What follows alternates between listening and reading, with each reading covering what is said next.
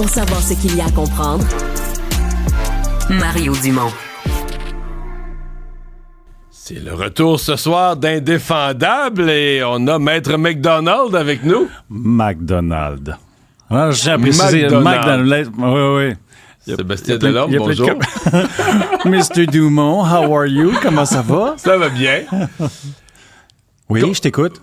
On est à la radio, hein? Mais là, les moments vides, là, il y a un malaise. Parce que là, ça a fini sur une explosion, des personnages principaux qui disparaissent. On se demande comment ça va recommencer. On repart de là? On repart de là. Écoute, super... tu sais, je pense que TVA croit vraiment au projet, puis ils ont et la maison de production ont donné, je pense, carte blanche pour qu'on dépense quand même pas mal d'argent pour que on a fini fort l'an dernier sur l'explosion, Vieux-Montréal, tout ça, puis ben justement, il fallait faire la suite. Donc, juste la scène d'ouverture, c'est des camions de pompiers, des ambulances. OK, on part vraiment de là, qu'est-ce qui s'est passé? La minute d'après, là. Okay. Fait que, comme comédien, moi, je jouais dans un film américain à grand déploiement, là, avec la figuration, tout ça, tournage de nuit, c'était vraiment... écoute, puis le défi qu'on avait en tant que comédien aussi, c'est avec une finale comme l'an dernier, où est-ce que tu as deux de tes collègues qui explosent dans une voiture piégée. Il faut que tu arrives au niveau émotif en même temps de jouer tout ça et d'accoter tout ça pour... Puis ce qui est étonnant, c'est qu'on se revoit, on parle de nos vacances, ça fait 4 mois qu'on ne s'est pas vus. Puis là, ben dans 3, 2, braille, let's go, action. Puis de vivre ce drame-là, mais je pense qu'on a réussi vraiment à faire une super bonne job. Puis on a des très, très bonnes émissions en début de saison, tout de suite en partant, ce qui va donner le goût aux gens de continuer de nous suivre. Mais la finale a été forte, là, parce que pour ceux et celles, pour mettre en contexte, là, la scène se termine, la dernière scène de la saison, où Maître Legrand et Inès sont victimes d'une explosion. On ne sait pas encore pourquoi. Elle a besoin d'un lift. Elle finit par le convaincre d'embarquer avec lui.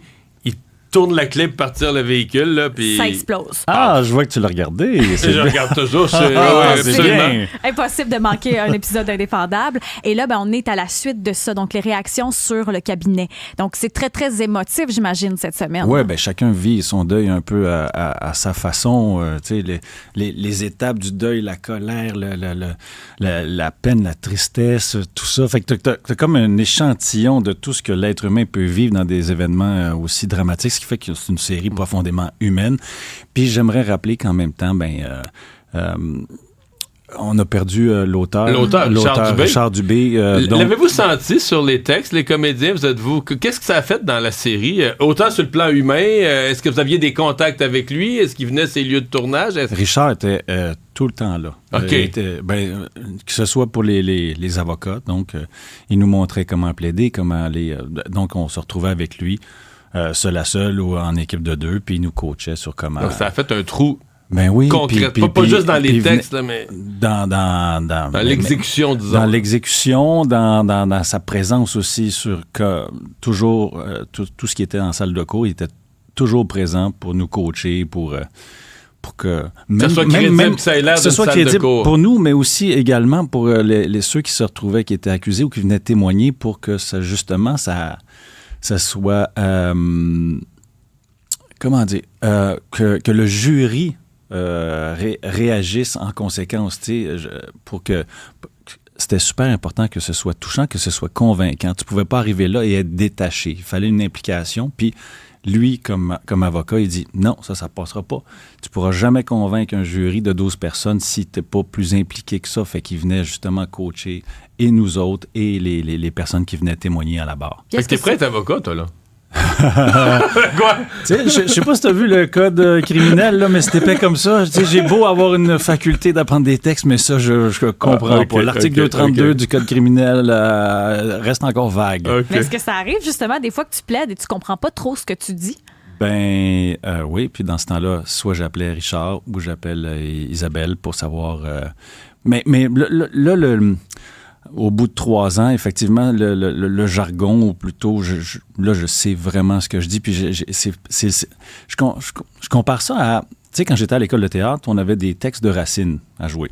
Puis t'es là, mon Dieu, de quoi je parle? Puis ça rime en plus. C'est pas un langage courant. C'est pas un langage courant. Je pense qu'au niveau de l'interprétation, c'est ce que j'avais rencontré de plus difficile. Puis je te mettrais en indéfendable juste en dessous là, au niveau du jargon. La rumeur qui circule dans les milieux juridiques, c'est qu'il y a une nouvelle procureure de la Couronne. Qui fait aussi partie des intrigues de la saison qui s'en vient. Là. Ouais, ben ça, on appelle ça la trahison. Ça, là, Marianne est rendue de l'autre bord. Interprétée par Anne-Elisabeth Bossé. Ben oui. Oui, ben c'est ça. Donc, le deuil, la trahison, beaucoup de choses à gérer au niveau émotif. On gère pas nécessairement là, toujours bien. Tout de suite, on comprend qu'elle va rentrer tout de suite dans une cause qui va impliquer le cabinet. Là. Ben, ça donne que le gros... en fait, Guillaume Cyr, qui interprète un chef connu du monde de la télévision, ben... c'est ça, ben c'est Maître Desjardins qui s'occupe de tout ça. Et moi, je me retrouve à défendre le chef qui est accusé de meurtre.